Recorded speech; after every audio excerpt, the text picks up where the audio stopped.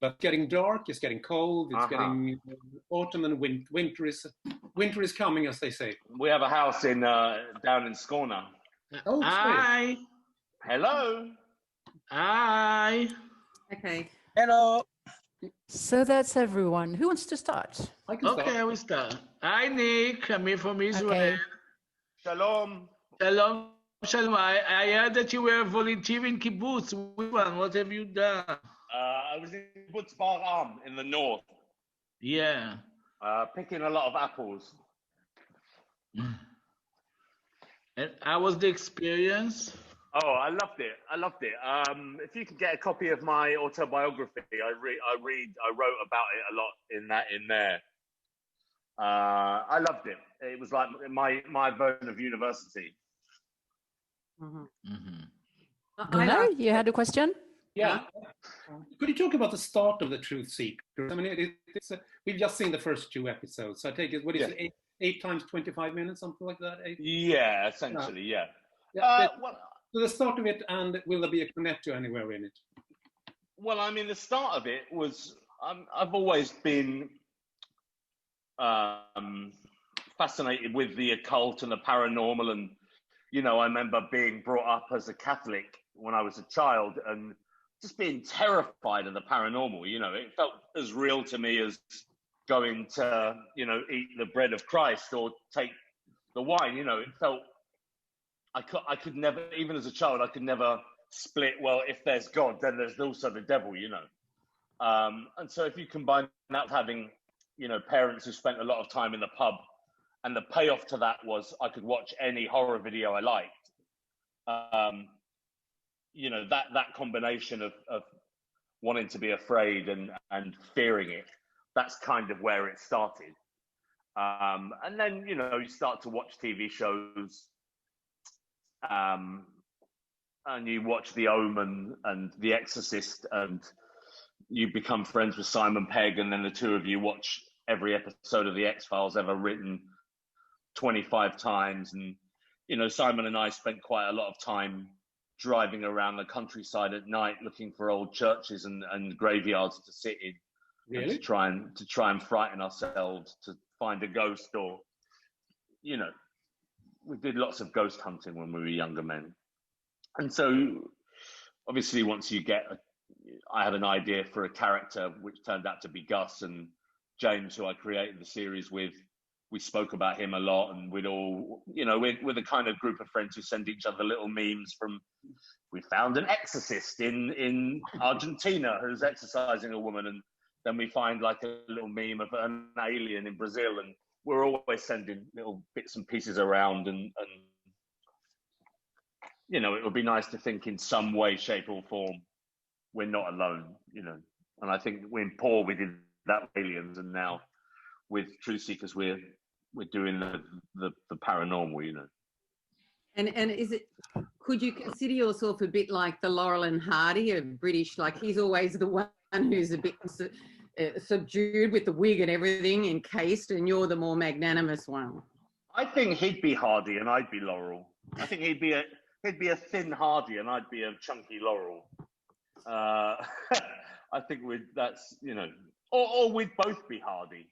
I think we can, I mean, in the roles that Simon and I have played in all the films we've done, I think we are interchangeable. You know, I've been every character Simon's played in our actual lives, and he's been every character I've played in our actual lives. You know, there's an Ed in Simon as well. You know, there's a Danny Butterman in Simon too. You know, we're interchangeable. We've both been each other. You know. Mm-hmm. Next question. Yeah, I'm Morten from Norway. So can you talk a little bit more about your working relationship with Simon Pegg? Because it's been, you know, a series and many movies now. Yeah. I mean, it's. I think there comes a time when, you know, we both have families now. We don't live near each other. We don't share a bed anymore. And you shared a bed? We did share a bed for 9 months when we were like in our 20s. How was the experience? He has cold feet. He tosses and turns a lot. I think I think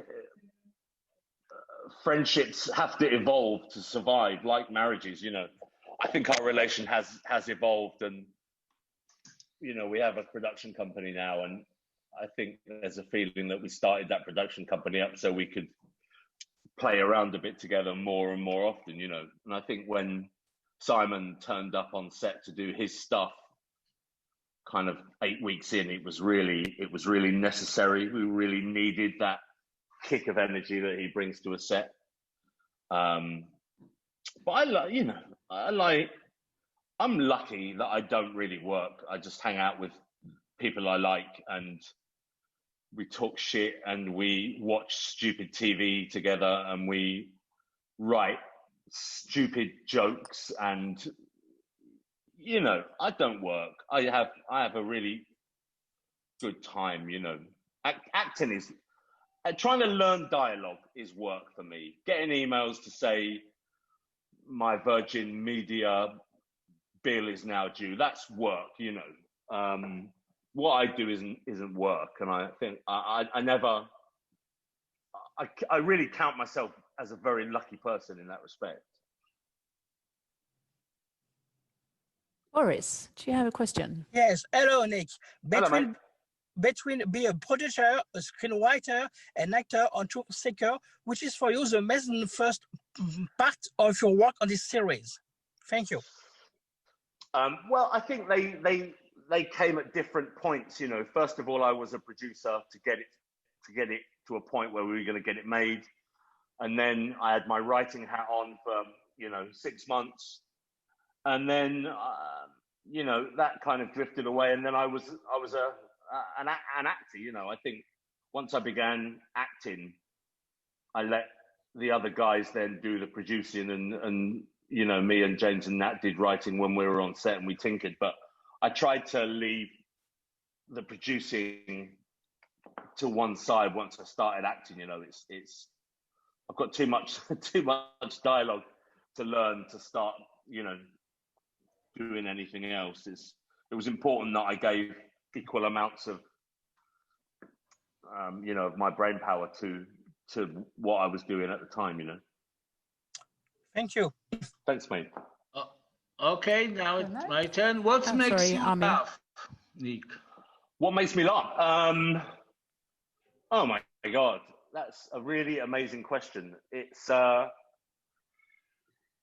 don't know. I think what makes me laugh. I mean, if you look through my Instagram search history, there's lots of dog and cat business. Cats make me laugh. I've got a cat that makes me laugh a lot. My girlfriend, my children make me laugh a lot. Simon makes me laugh a lot. I think,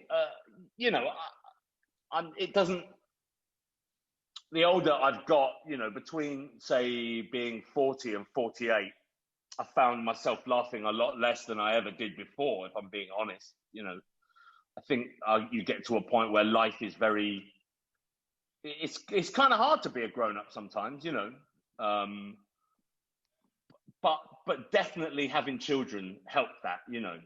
Me and I have 2 kids. I have a 9-year-old and a 2-year-old, and the kind of watching my 2-year-old, the effort he goes to try and steal a biscuit or try and get a little biscuit, or just the joy of watching him try and figure out how he can get a piece of banana, just shit like that. It makes me laugh, But in terms of TV, then I don't know. I'm very critical when it comes to TV and watching comedy, because I tend to break it down as it's like an engine,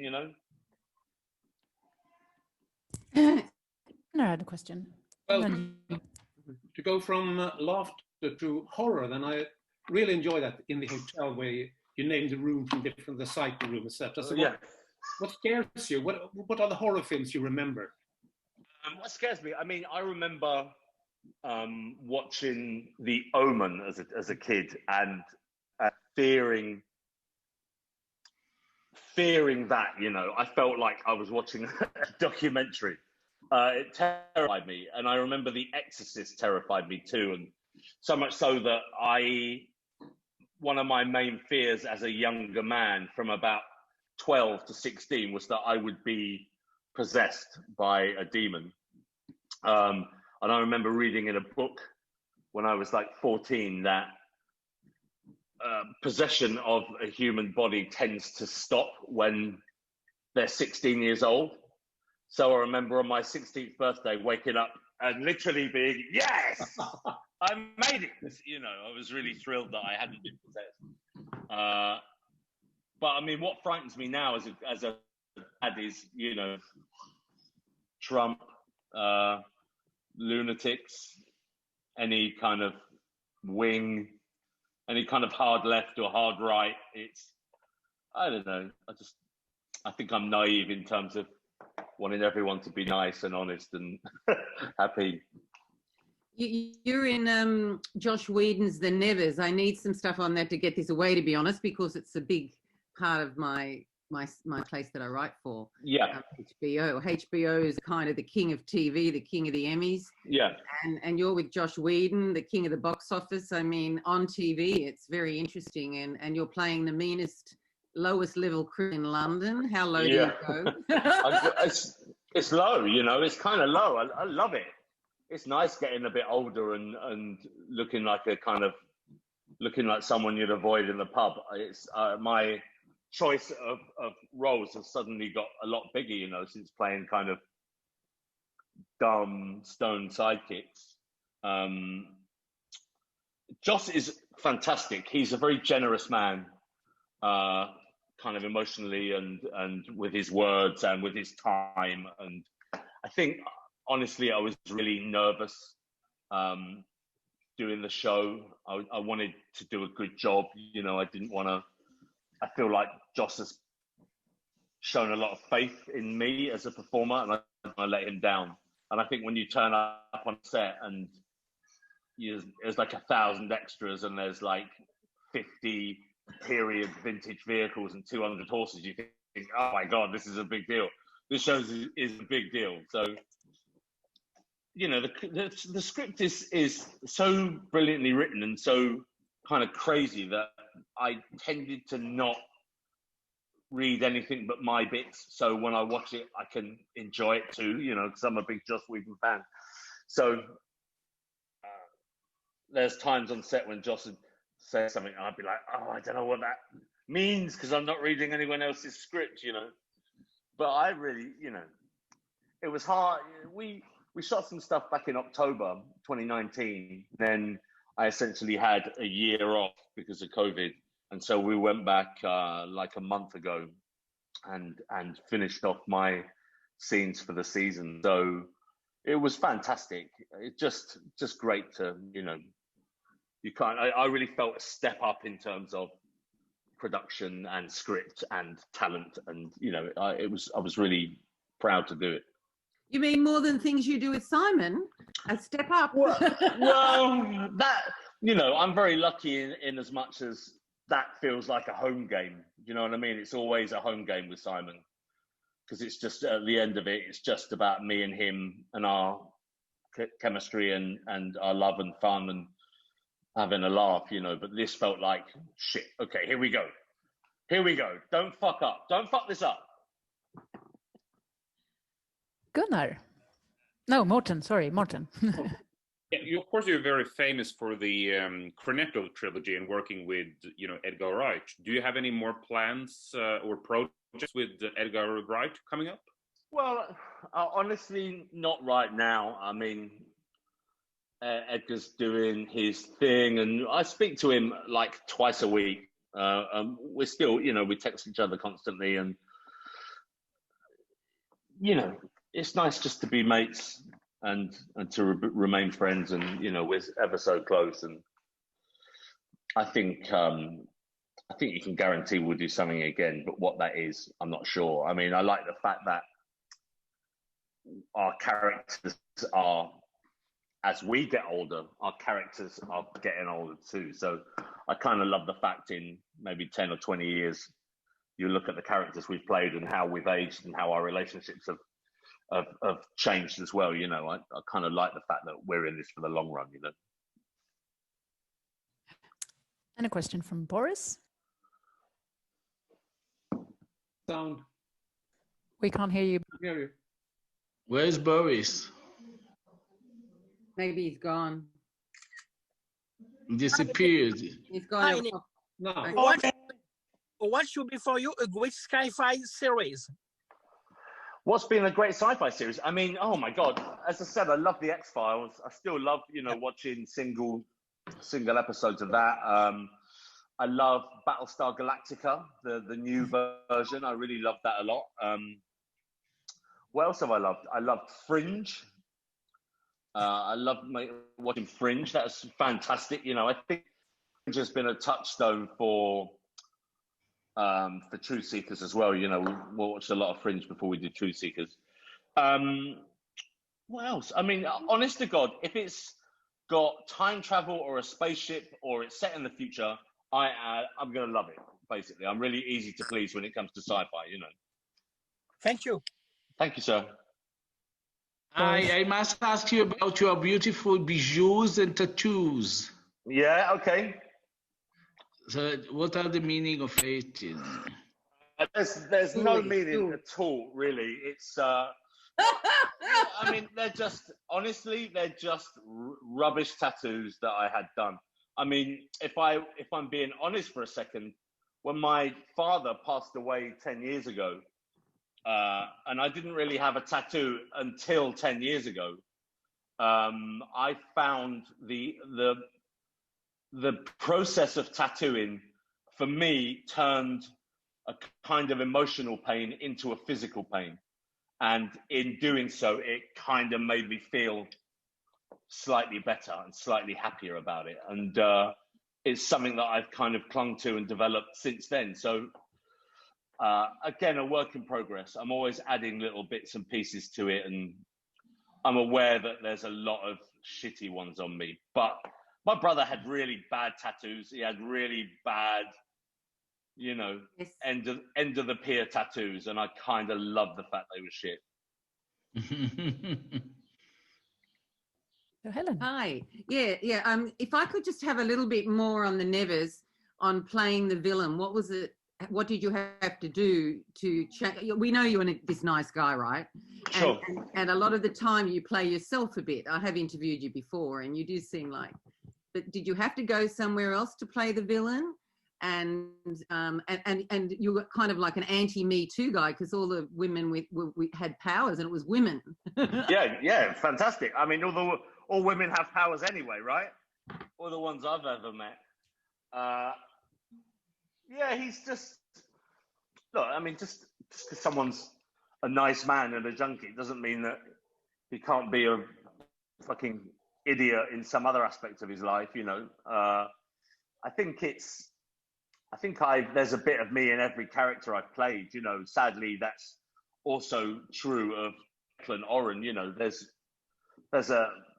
there is an anger in me, and I've certainly harvested that to its utmost to play the role of Declan Oren, the Beggar King in the Nevers. It's fun.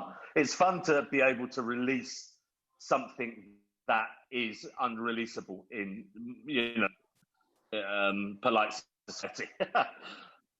A lot of people love playing villains. They say they're the best characters to play. Yeah. I'm just about to play a serial killer in a thing, and what's that? I can't say. Sorry. But is this why you've got the beard? No, I'm just bearded. I've had a beard now for 10 years, and the last time I shaved it off was in Perth about 5 or 6 years ago. Oh, really? And I was so disappointed by what I looked like, I cried for like 2 hours. You've been to Australia a lot, haven't you? A bunch, yeah. I love it. I really love it. Gunnar? Yeah, also, I mean, we don't know how the Truth Seekers ends, and we're told it's getting more and more towards the apocalypse, and you save the world from the apocalypse, and I suppose you do.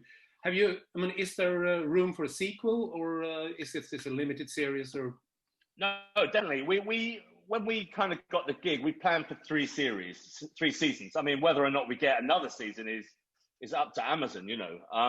But there's definitely an arc for 3, so we'll have to see. So I think the key, you know, we try to make it as kind of local and parochial as possible, and then as it goes on, it becomes bigger and bigger and bigger. And I guess the key to doing a second season is to come back to Monster of the Week, and you know, the guys are still British and they're still in their lives, and make the dread and make the fear bigger and bigger and bigger as they go along again, you know. You seem to like the way, I mean, the apocalypse, thinking back to The World's End, for instance. I mean, saving the world from the apocalypse.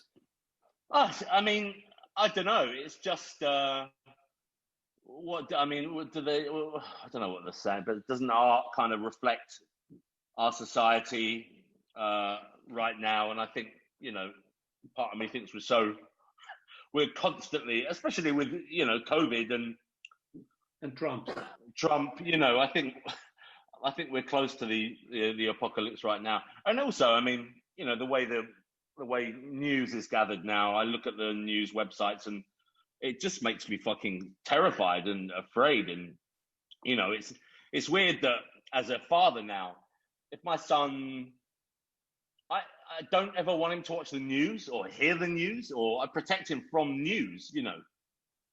It's an odd thing. I'm happy for him to see a pair of breasts or hear swearing, but I have to protect him from the bloody news, you know. A last question. The woman who got to be the get down on all fours and be the dog, I thought that was hilarious. I mean, she was up for it. That was a very funny scene. She was fantastic. I remember when I was a kid, like 10 years old, watching a sitcom called The Glums, and she played the daughter in it when she was like 20, and I remember her as a kid, you know, and now she's in our show, and she was really up for it. It was fantastic. That house we shot in was a really weird old house where it was a Tudor house built in like the 15th century, and then someone bought it in like 1800, and instead of redoing the whole house, they just put a massive new house over the top of it and then like glued it together inside. So it had little passages, and it had like a Tudor kitchen and massive vaulted ceilings, and then, you know, little passages and little ante rooms and places that led to nowhere. So it was a great creepy place to shoot. And what have you had any paranormal experiences yourself in your own life? It's a big last question to ask. I mean, yeah, I guess it's. I'm always open to it. You know, I'm never fearful of that stuff. I'm always. You know, my mum was one of 7 sisters from a place called Pembrokeshire, and honestly, they were all really kind of witchy women. And they were always talking about so-and-so had seen a ghost, or the spirit of so-and-so's dead son had returned, or, you know, it wasn't odd for me to hear women talking about the supernatural, really. Great, thank you. Thank you. Thank you very much. Thank you so much. It was such a pleasure. Thank you. You still have your ebook. Can you just put up your tattoos again so I can take a screenshot? Is that all right? Yeah. Look like a biker. Yeah. Oh, they're great. Fantastic. Thank you. Great. Thank you very much. It was great. Come back to the Thank you, everyone. Little. Little.